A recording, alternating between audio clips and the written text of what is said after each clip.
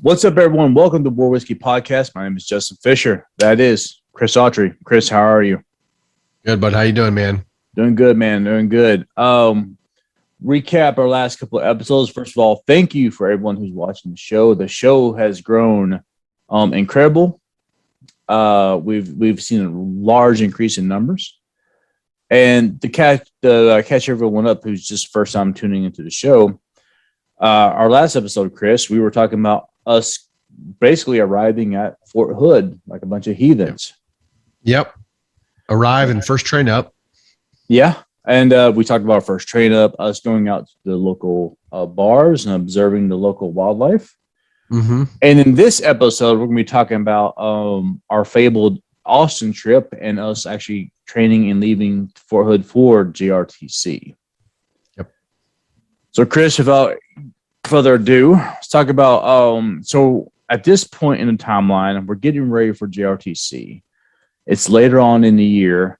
What I remember about this was that as far as training wise, there wasn't a culminating event. Do you remember of anything of that nature?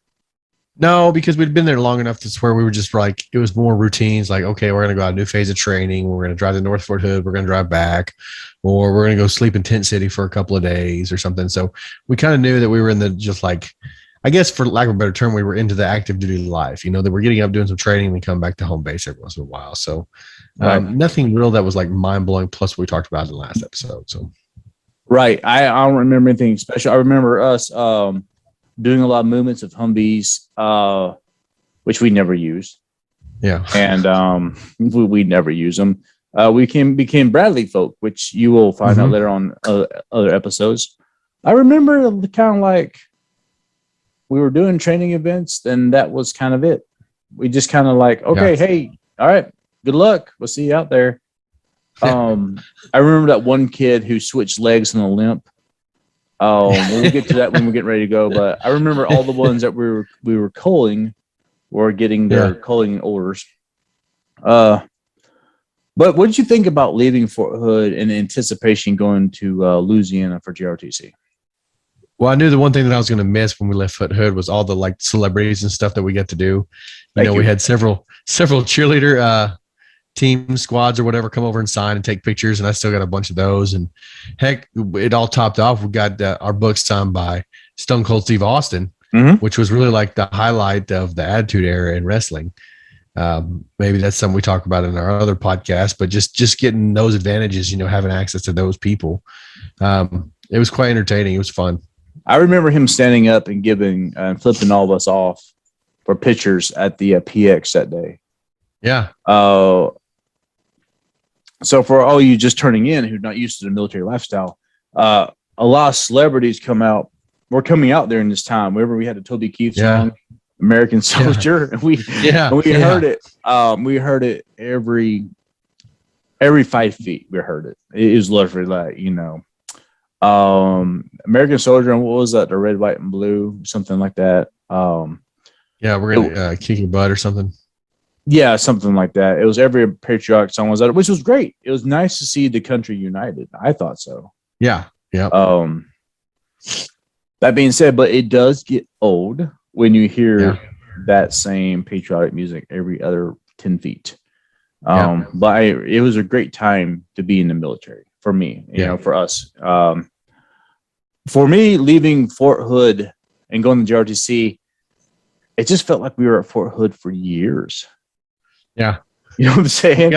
We got into that routine where we were like, okay, this is what active duty does. I don't know, you know, because I never went active duty, but it just felt like that's the routine that they kind of kept up. So that became our new normal and our new experience. We woke up in the morning. We went to, we got ready, went to chow, and we trained for the day, and that was it. You know, that was our active duty lifestyle.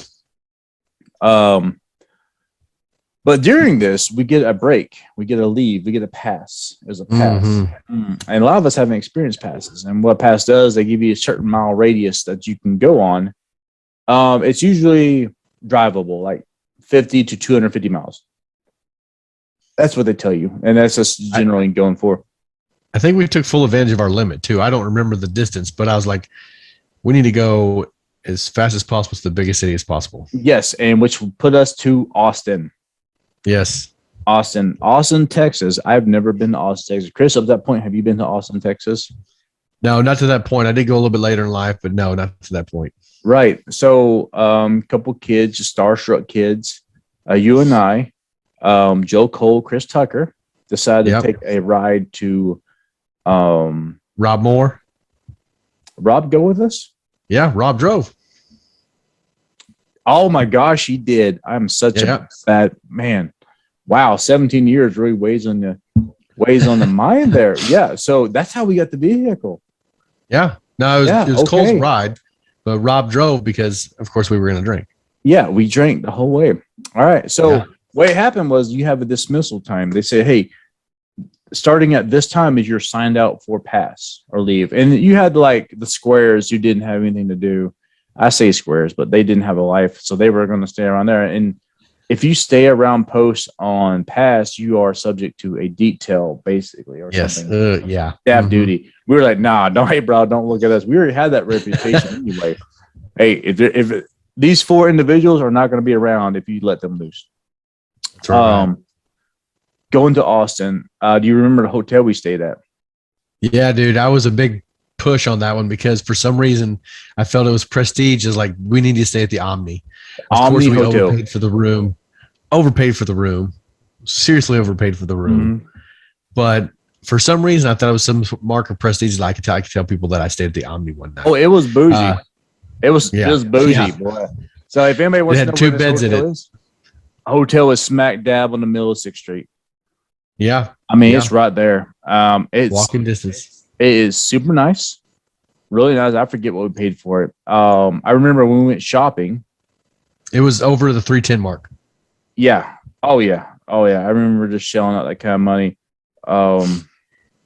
One thing I remember is that we went shopping and I bought some Kenneth Cole shoes. My first pair of Kenneth Cole shoes I've ever owned. I've owned 4 pairs. That was my first pair I've ever owned. And they were black and gray, like golf shoes, but I thought they were fly as heck, man. I'd rock them today if I could. We didn't have anything to lose. No, I forget what I paid for them, but they were super. I was like, oh yeah, let me get them right there. Yeah. So that night, what do you remember about that night? I remember the one big overall arching theme of the night was I remember somehow we didn't know this, but it was the night that Texas was playing Texas Tech. Yeah.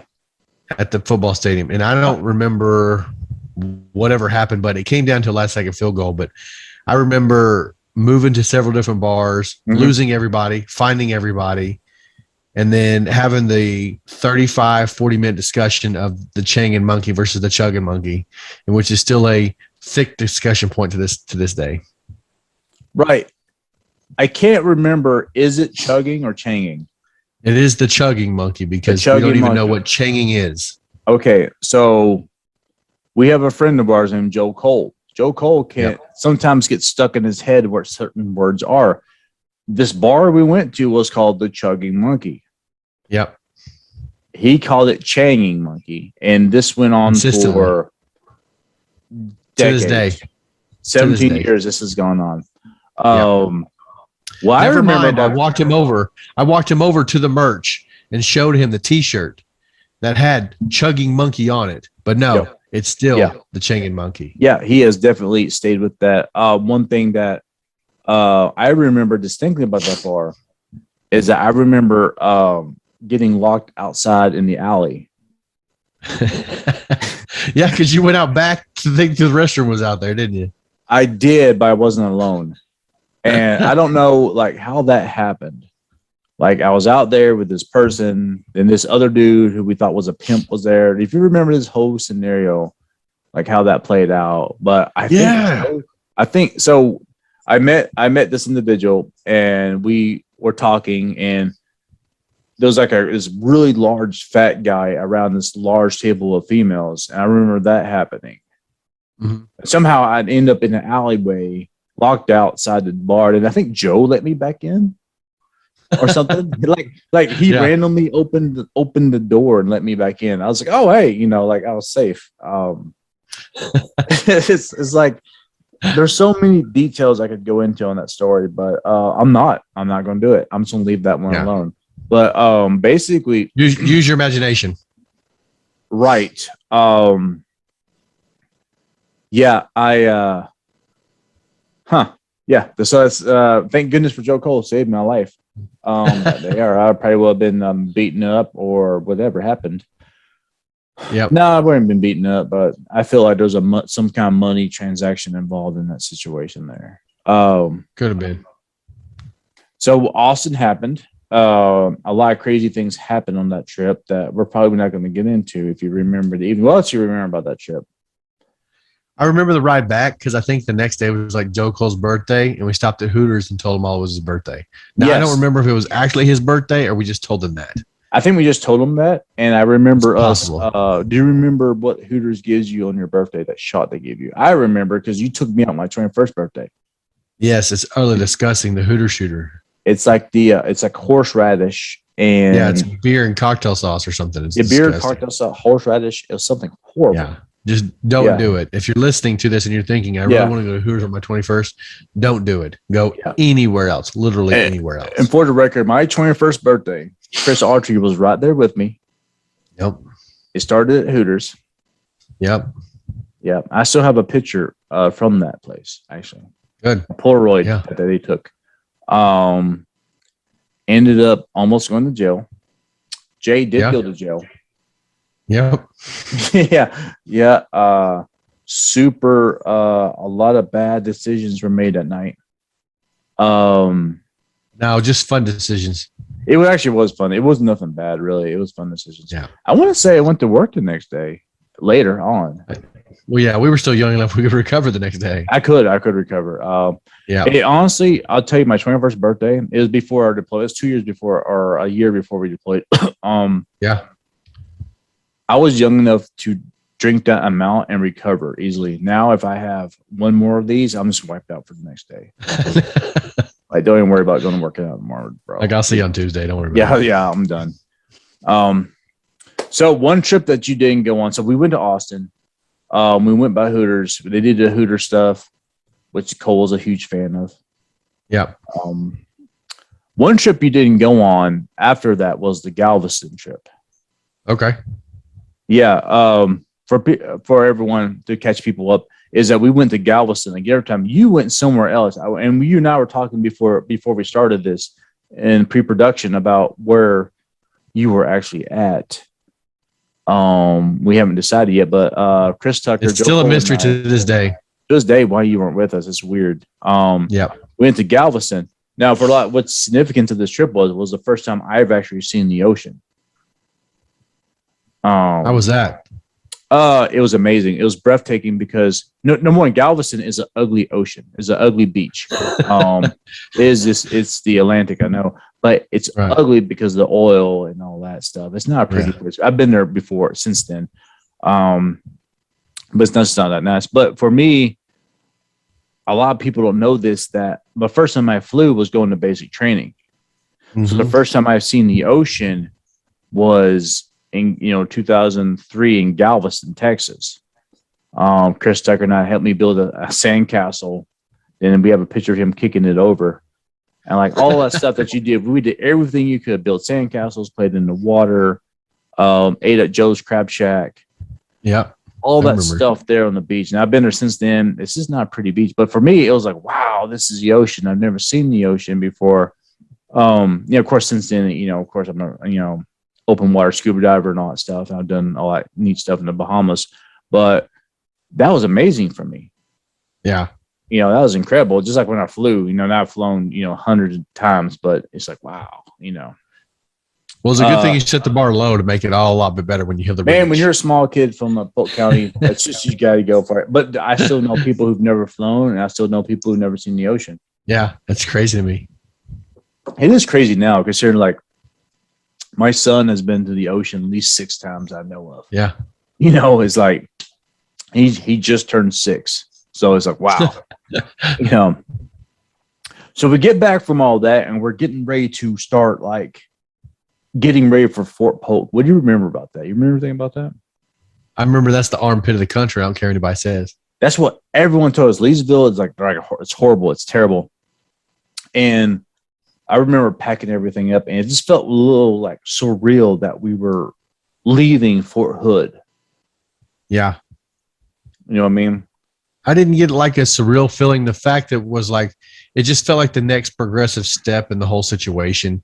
Because we didn't get barracks when we got there. We lived in a tent for 8 weeks or whatever.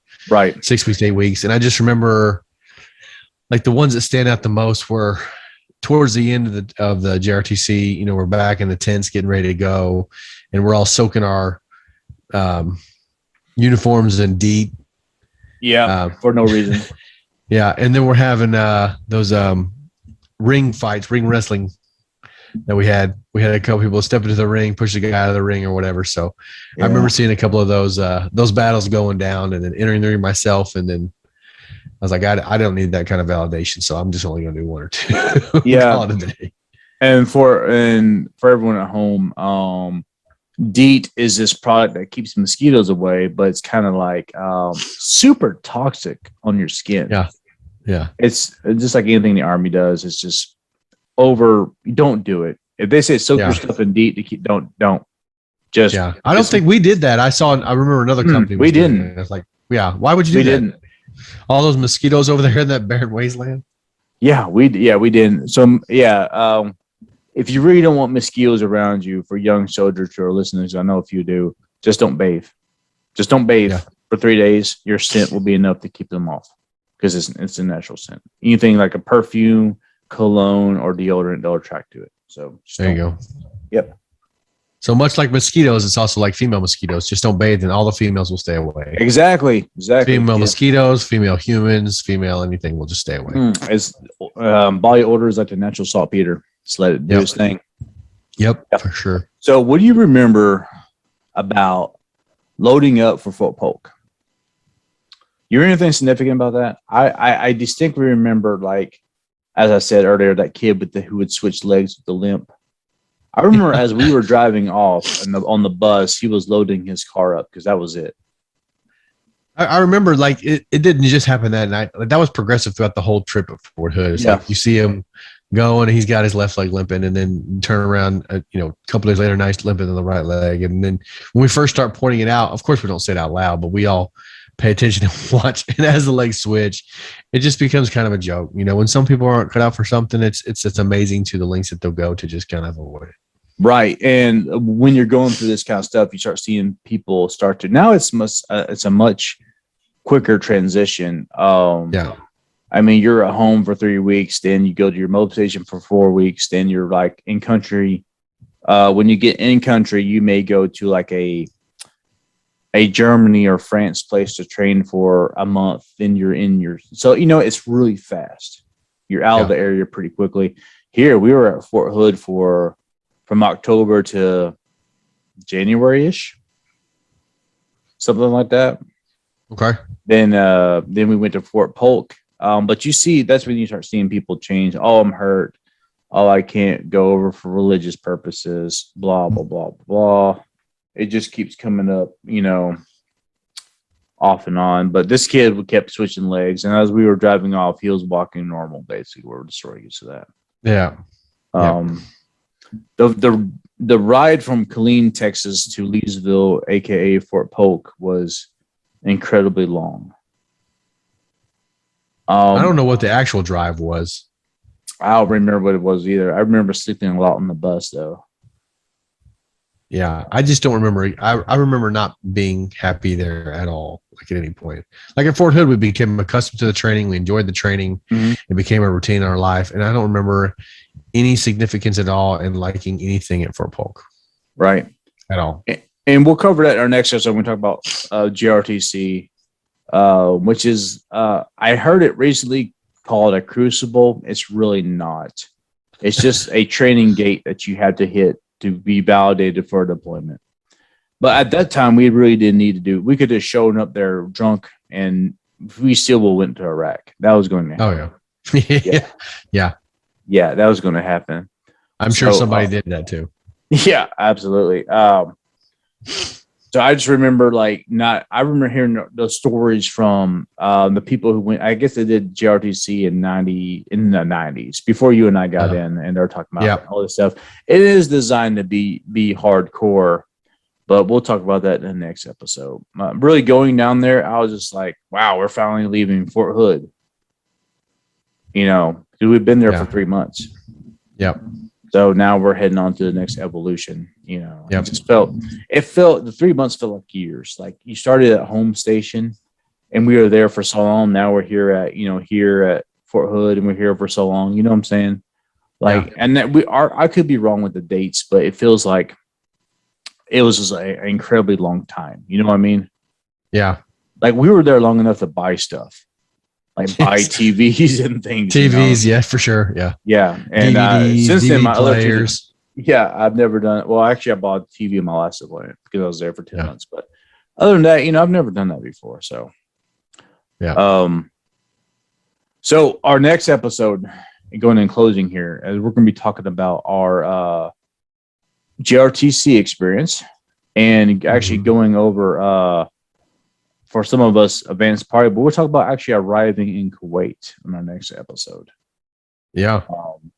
Because really JRTC, the experience is not like it was now. It wasn't that bougie or sexy, if I remember right. Bunch of fights, and that was it, really. It was just kind of boring. Like we are new. Honestly, it really was boring. I mean, and we'll talk about it in the next episode. I've been hearing horror stories about how we got over. I mean, really, we're going to talk about how we kicked the shit out of them pretty much, and they kept coming back. And I remember meeting or seeing President Bush at the time and all that stuff. So, Yep. Well, don't give off too much. Yeah, I'm not. So next episode, we'll talk about JRTC and moving over to Kuwait, landing in Kuwait. Again, for all of you who support the podcast, this is from our perspectives, of course. This talks about our first deployment. This is War Whiskey Podcast about soldier stories. For Chris Autry, I'm Justin Fisher, and we are signing off. War Whiskey out.